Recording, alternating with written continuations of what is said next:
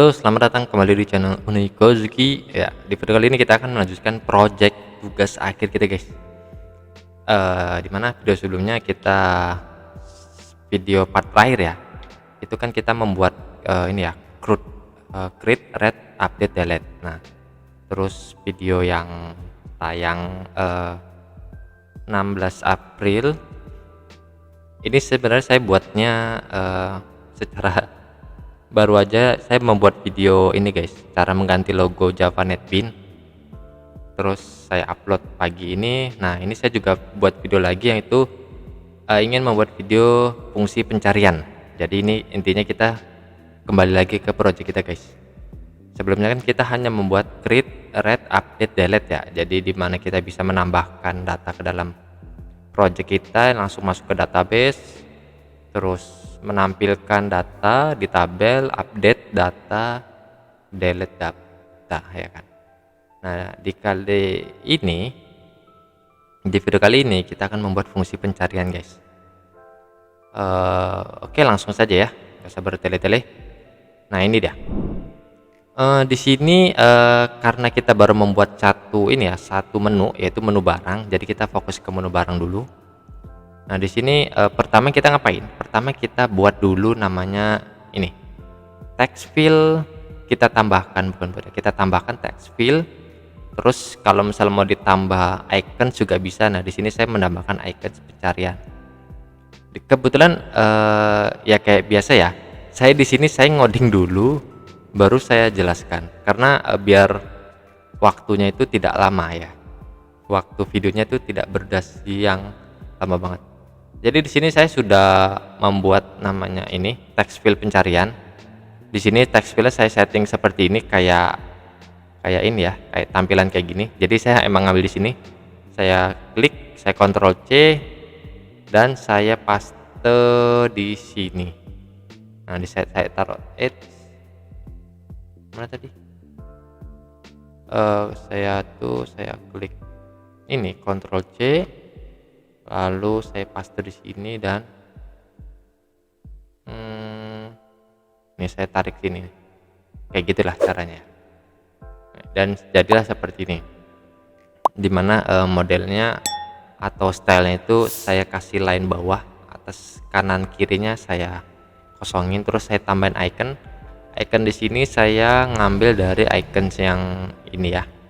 Jadi biar kita seragamkan icon pencarian itu kita kayak gini.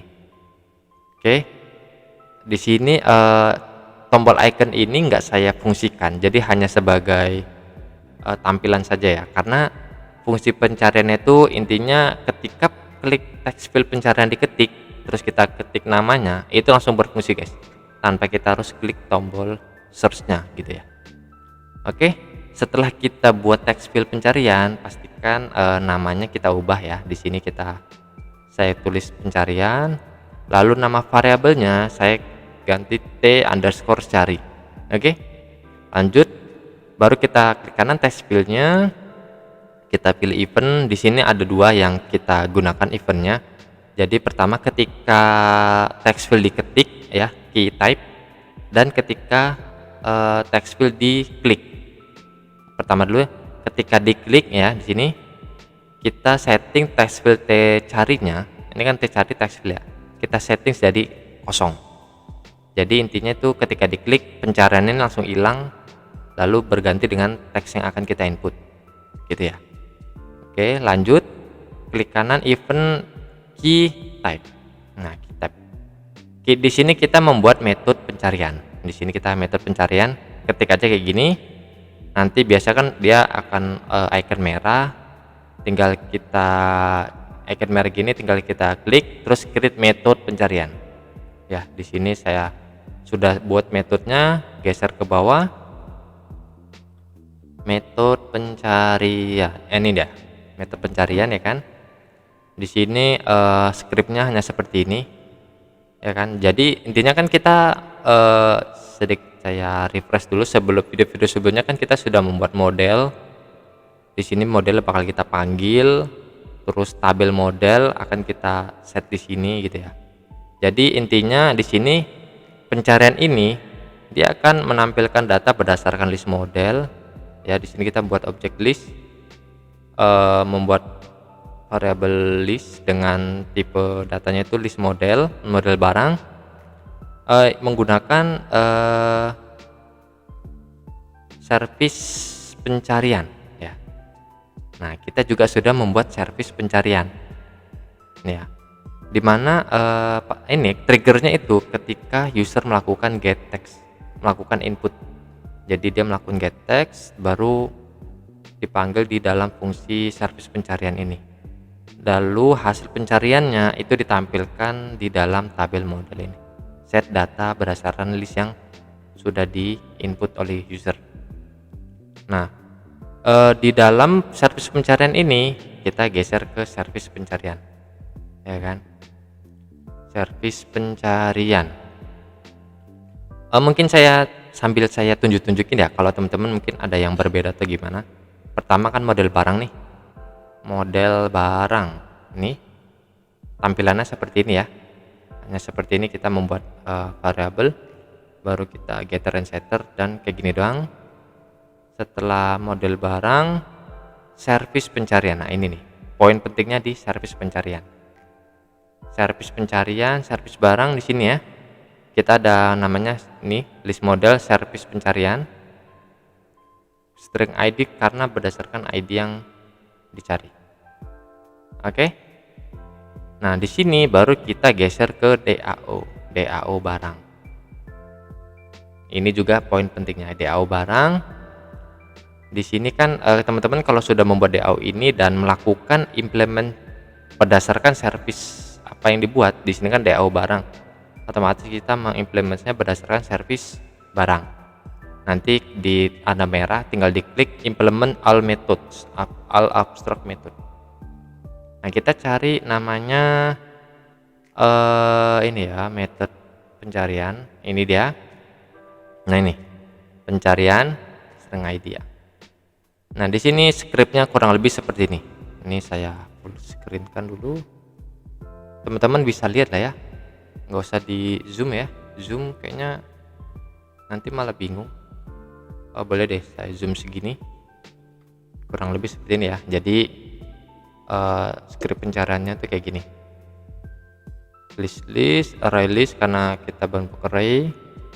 Baru scriptnya tuh kayak gini, agak ribet karena emang dia ada join dengan kode jenis ya. Jadi kayak gini, kalau misalnya dia hanya hanya satu tabel, nah hanya satu tabel itu simple banget guys query-nya.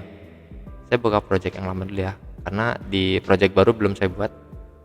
Kita cari namanya DAO apa ya, DAO distributor harusnya, DAO jenis barang deh. Kita cari pencarian. Nah, ini kalau hanya satu tabel doang guys, dia query-nya cukup kayak gini doang nih. Dia melakukan select berdasarkan tabel mana, where. Nah, kita bisa melakukan pencarian, bisa menggunakan kode jenis dan nama jenis. Nah, ini yang satu tabel doang. Kalau yang barang, karena dia ada join dengan jenis barang, jadi kita seperti ini ya. Di video kemarin sudah saya jelaskan cara bacanya itu kayak gimana. Intinya seperti ini. Teman-teman bisa disesuaikan dengan dengan query masing-masing. Asalkan yang penting dia ini kan kita pertama intinya menseleksi semua data dulu ya. Nih, menseleksi semua data. Nah, dia trigger trigger ketika user inputnya itu bagian mana? Bagian sini guys. Ini where kode barang like ID. Artinya kita bisa melakukan pencarian berdasarkan kode barang or nama barang ya, gitu. Kode barang dan nama barang aja. Kalau misalnya mau ditambahin misalnya berdasarkan nama jenis barang, itu juga bisa. Berdasarkan harga atau gimana itu juga bisa. Cuman biasanya kan kita hanya berdasarkan nama barang doang ya. Makanya di sini hanya where kode barang dan nama barang or nama barang. Dan untuk script berikutnya kurang lebih sama seperti ini. Dia tidak ada beda-beda jauh ya kan. Intinya di sini kita melakukan manggil model, terus kita set berdasarkan field-field yang ada di database, lalu dia di add list kayak gitu. Terus script sisanya harusnya sama kayak gini ya, ini tampilan bagian sini, terus sisanya itu kayak gini. Jadi intinya script kayak gini itu penting juga ya guys. Jadi intinya ketika error nanti apa namanya, NetBeans itu akan menampilkan atau menunjukkan errornya itu udah bagian mana. Jadi kita bisa tahu nih, oh errornya bagian sini nih, langsung di double klik yang simbol merahnya dan langsung tertuju ke nomor errornya. Kalau kita nggak kayak gini, nanti ketika NetBeans error, NetBeans nggak bakal nunjukin errornya bagian mana gitu. Jadi cukup penting juga menggunakan script seperti ini. Oh oke, setelah DAO pencarian seperti ini harusnya sudah ya guys, sudah. Jadi intinya hanya ini model barang kayak tadi, terus servis pencariannya tadi ya kan, dia trigger berdasarkan user klik. Baru setelah itu tabel model, intinya dia menampilkan dalam bentuk tabel. Ya gitu, menampilkan dalam bentuk tabel. Dan tabel kita ya kayak gini, mana ya, tabel model barang kita seperti ini nih. Tabel model barang kita seperti ini ya. Sedikit ada perubahan dari video sebelumnya yang pembuatan model sekaligus semua, karena di sini saya ada penambahkan kolom nomor sini. Bisa disesuaikan, bisa diikutin, atau kalau nggak diikutin juga nggak apa-apa, nggak masalah guys. Intinya di sini saya hanya menambahkan ini kolom nomor ini. Sudah guys, seperti itu saja sih codingannya. Ini kan ini ya apa namanya, apa ya, terkoneksi antar kelas. Tapi berdasarkan teman-teman yang ada kontak saya di Instagram sama di WhatsApp, mereka ada projectnya itu beda kayak saya. Maksudnya beda itu dia tidak menggunakan struktur yang saya gunakan seperti ini ya. Kalau yang saya gunakan kan kayak gini ya, ada dia terpisah-pisah dari tabel main menunya, terus config-nya, custom-nya, DAO, terus model, service, tabel model, view. Nah, kalau teman-teman dia apa namanya, teman-teman berbeda dengan strukturnya dengan codingan saya, maksudnya itu dia hanya langsung dalam satu G-frame ya. Nah itu juga bisa, cuman nanti di video selanjutnya saya buatkan ya, karena kan ini khusus project yang tugas akhir yang ini ya. Nanti video berikutnya saya contohkan buatkan fitur pencarian jika hanya menggunakan satu kelas, satu G-frame, satu G-frame. Maksudnya itu satu G-frame ya, intinya codingan, semua codingan mulai dari manggil database, terus codingan tambah data, menampilkan data itu di dalam satu G-frame itu. Masih ada teman-teman kita yang kayak gitu sih guys. Jadi mereka itu kalau misalnya saya contohkan codingan seperti ini kadang bingung, codingan saya itu mencar-mencar karena terhubung dengan DAO, terhubung dengan service dan model barang dan tabel modelnya gitu. Oke. Ini kita demokan dulu ya, berhasil atau enggak. Kita save dulu, terus udah langsung kita run aja. Sini kita minimize dulu, kita tes login dulu. Ini dah barang.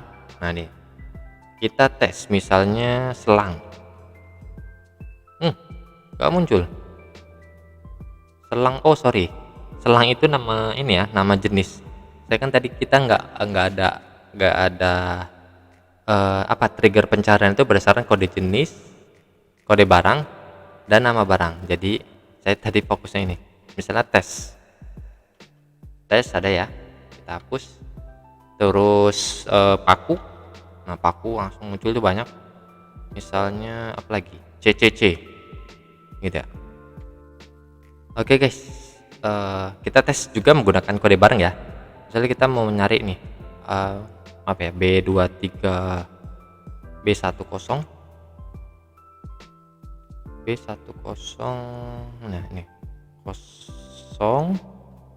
B108001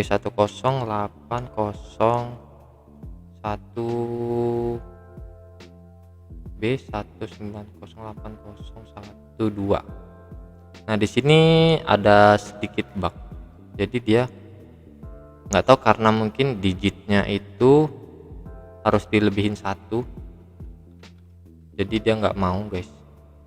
Contoh tadi ya, tadi kan kita sebenarnya sudah mengetikkan full B10108011. Nah, harusnya kan yang muncul ini doang nih.